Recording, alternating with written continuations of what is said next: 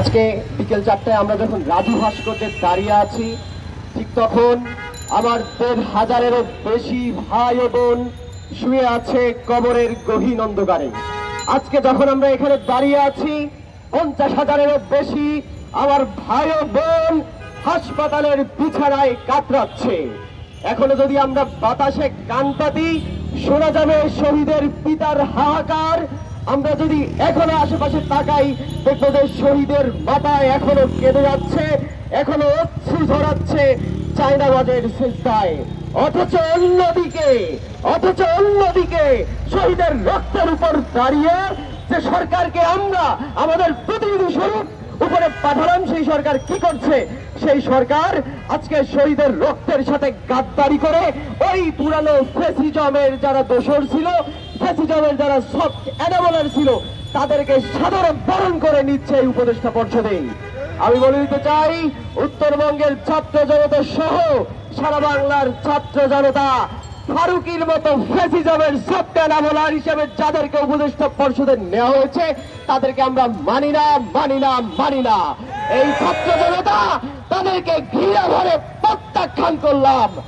সংগ্রামী ভাইয়েরা, এটা আমি বলবো, শহীদের রক্তের বিনিময়ে যে সরকার আজকে প্রতিষ্ঠিত হয়েছে, এই সরকার শহীদের রক্তের সাথে গাদ্দারি করছে। এই গাদ্দারি আমরা আর মেনে নিব না, এই গাদ্দারি আমরা আর বরদাস্ত করব না। আপনারা যদি খেয়াল করে দেখবেন, তাহলে এই সরকার উপদেষ্টা পরিষদে যাদেরকে নিচ্ছে, তাদের মধ্যে এক ধরনের কোরাম তৈরি হচ্ছে, বিভাগ ভিত্তিক কোরাম। আমরা বৈষম্যের বিরুদ্ধে আন্দোলন করেছিলাম, বৈষম্য নিরসনে আমরা রক্ত ঝরিয়েছিলাম, বৈষম্য নিরসনে আমরা রাজপথে ঘাতকের বুলেটের সামনে আমাদের বুক প্রসারিত করে দিয়েছিলাম। অথচ এই জুলাই গণ অভ্যুত্থান সফলের পরে আমরা দেখতেছি যে আমাদের যে বৈষম্য, আমাদের যে পুরনো বৈষম্যের শিকার আমরা এতদিন হয়ে আসছি, সেই বৈষম্যের নিরসন এখনো আর হয়নি। আমাদের এই উপদেষ্টা পরিষদে যারা আছেন, অন্তর্বর্তীকালীন সরকারে যারা আছেন, আপনাদের অনেকেই আমাদের সাথে আন্দোলনে সামিল হয়েছিলেন। আমরা অনেকেই আপনাদের পেছনে মিছিলে দাঁড়িয়েছিলাম, স্লোগান দিয়েছিলাম। আপনারা যা বলেছিলেন সে অনুযায়ী সম্মতি জানিয়ে আমরাও আন্দোলনে নেমেছিলাম। অথচ আজকে ক্ষমতায় আসীন হওয়ার পর আপনাদের চোখ বন্ধ হয়ে গেছে, আপনারা চোখে দেখতে পারেন না, আপনাদের কানে এখন কোনো কথা যায় না, আপনাদের জিহ্বা এখন বোমা হয়ে গেছে, আপনারা কথা বলতে পারেন না। এজন্য আজকে বাধ্য হয়ে বৈষম্যের বিরুদ্ধে কথা বলতে আমাদেরকে রাজু ভাস্কর্যে দাঁড়াতে হয়। এটা খুবই পরিহাসের বিষয়, এটা খুবই পরিতাপের বিষয়। আমি বলতে চাই যে আপনারা হলেন বিপ্লবী সরকার, সংগ্রামী ছাত্র জনতা আপনাদেরকে সরকারে আসীন করেছে। সুতরাং আপনাদের প্রত্যেকটা কর্মকাণ্ড, আপনাদের প্রত্যেকটা কার্যকলাপ হবে বিপ্লবীদের মতো। অথচ আপনাদের যে কার্যকলাপ বিগত আমরা 3 মাসে যা দেখলাম, তাতে আমাদের এটা সুশীলতা ছাড়া আর অন্য কিছু মনে হয়নি। আপনারা বিপ্লবী সরকার, জনগণের ম্যান্ডেটে আপনারা ক্ষমতায় আসীন হয়েছেন। সুতরাং আপনারা যত রাজনৈতিক দল আছে তাদের সাথে পরামর্শ করে সিদ্ধান্ত নেবেন, তবে সিদ্ধান্ত নেবেন আপনারা নিজেদের মতো। কারণ আপনাদের এই সব সাহস থাকা লাগবে যে শহীদের রক্তের উপর দাঁড়িয়ে আপনারা আজকে ক্ষমতায় বসেছেন। সুতরাং আমরা বলতে চাই, বিভাগ ভিত্তিক যে বৈষম্য হচ্ছে, সেই বৈষম্যের বিরুদ্ধে অবশ্যই এই উপদেষ্টা পরিষদ সরব হবেন। আমি আপনাদের সকলের মনোযোগ আকর্ষণ করছি এবং আমি আপনাদের আরেকটা জিনিস মনে করে দিতে চাই যে আপনারা রুশ বিপ্লবের ঘটনা পড়বেন।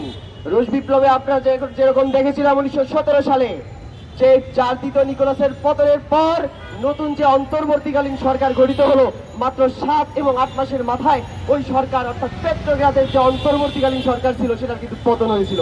আমি আপনাদের বলতে চাই, ওই রুশ বিপ্লবের সময় পেট্রোগ্রাদের অন্তর্বর্তীকালীন সরকার কেন ব্যাহত হয়েছিল, কেন ব্যর্থ হয়েছিল, এ সম্পর্কে আপনার একটু জানাশোনা আছে, আরো ভালো করে জানাশোনা করেন, এ সম্পর্কে আপনারা আরো একটু গবেষণা করেন, এ সম্পর্কে আপনারা আরো একটু আপনাদের মাথাকে ব্যবহার করেন। সুতরাং আমি বলতে চাই, জুলাই গণ অভ্যুত্থানের যে স্পিরিট, সেই স্পিরিটকে সমুন্নত রাখতে, জুলাই বিপ্লবের আমাদের শহীদ ভাই ও বোনেরা যে বিপ্লবের ধারা আমাদের মধ্যে বহমান করে দিয়ে গিয়েছেন, সেই বিপ্লবী ধারা সমুন্নত রাখতে, সেই বিপ্লবী ধারা চিরকাল বজায় রাখতে আমরা পুনরায় রক্ত ছড়াতে রাজি আছি। এই বৈষম্যে যে বৈষম্য আমরা দেখছি, সেই বৈষম্য আমরা আর মানি না, মানব না, কখনোই মানব না। মুজিববাদ মুর্দাবাদ, ইনকিলাব জিন্দাবাদ।